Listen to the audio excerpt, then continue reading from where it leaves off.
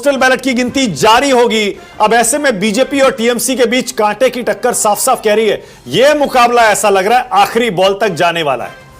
और ममता बनर्जी अगर भवानीपुर में, जैसा मैंने कहा, अपने नए गढ़ में भी आगे पीछे हैं, उससे आप अंदाजा लगा लीजिए इस चुनाव का नतीजा किस तरफ जा रहा है। और पश्चिम बंगाल में इस बार जो वोटर साइलेंट था उसने किस तरफ वोट किया है। सुकेश नहीं, मानक पोस्टल बैलेट में अगर वो पीछे भी चल रही हैं, इससे हम इस बात को कंक्लूड नहीं कर सकते कि वो आगे पीछे उनको नहीं होना चाहिए। वहां एक बड़ा वोट जो है वो उनके खिलाफ भी जाता है, पिछली बार भी किया था जबकि वो 55,000 56 या 58,000 वोटों से जीती थी, तब भी उनके खिलाफ कुछ वोट गए थे। तो ऐसा नहीं है कि पोस्टल बैलेट में अगर वो आगे पीछे चल रही है, ये कंक्लूसिवली इस बात की तरफ इशारा करता है कि वहां उनकी स्थिति गड़बड़ है। नहीं, मैंने ये कहा सुकेश, मैंने ये कहा 1 घंटे की काउंटिंग होने वाली है। पोस्टल बैलेट में बीजेपी टीएमसी से आगे है, लगातार टीएमसी भी कभी कभी आगे हो रही है।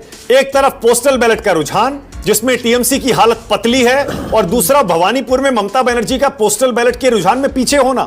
क्या यह कोई संकेत है क्या, अगर आप इन दोनों को मिलाकर देखें तो? टू अर्ली है मानक पोस्टल बैलेट के हिसाब से। मैंने पहले कहा 8:45, मैंने आपको कहा था 8:45 से 9 के बीच में मुझे जो जानकारी दी गई थी ईवीएम की काउंटिंग शुरू होगी। तब जब हम आपसे बात कर रहे हैं, जब दर्शकों से मुखातिब है, तब अब लेकिन ईवीएम में भी 20 राउंड है भवानीपुर में। ईवीएम में 20 राउंड है भवानीपुर में। हाँ, 15 से लेकर 20 राउंड तक सारी जगह काउंटिंग है। भवानीपुर में करीब 20 राउंड है वहां पर, तो वो लंबी चलने वाली है। और पोस्टल बैलेट में बीजेपी कई जगहों पे कई चुनावों में आगे दिखी है, तो ये ट्रेंड रहता है। अभी ये अंदाजा लगाना उससे कि बीजेपी ने पछाड़ दिया है, ये बहुत जल्दबाजी होगी। बिल्कुल। और अब 5 राज्यों का एक एनालिसिस करते रहेंगे हम न्यूज 24 पर। पहले अपडेट ले लीजिए, एक राउंड अप। पश्चिम बंगाल में पोस्टल बैलेट के रुझान हमारे पास 227 सीटों के आ चुके हैं। BJP 111, TMC 114, Congress 2।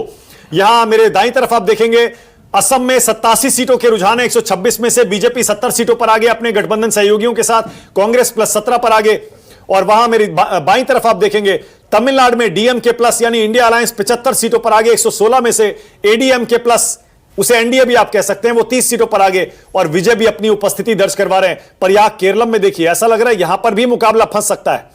Postal ballot की गिनती में यूडीएफ और एलडीएफ में टक्कर दिखाई दे रही है। यूडीएफ माना जा रहा था, एग्जिट पोल भी कह रहे थे कि एक तरफा जीत की तरफ बढ़ेगा और कांग्रेस के लिए सबसे अच्छी खबर केरलम से ही आएगी। लेकिन पोस्टल बैलेट के रुझान में ऐसा लग रहा है एलडीएफ हार मानने को तैयार नहीं है, और लगातार तीसरी बार यहां केरल में लेफ्ट की सरकार भी बन सकती है। अगर इसी तरह की टक्कर जारी रही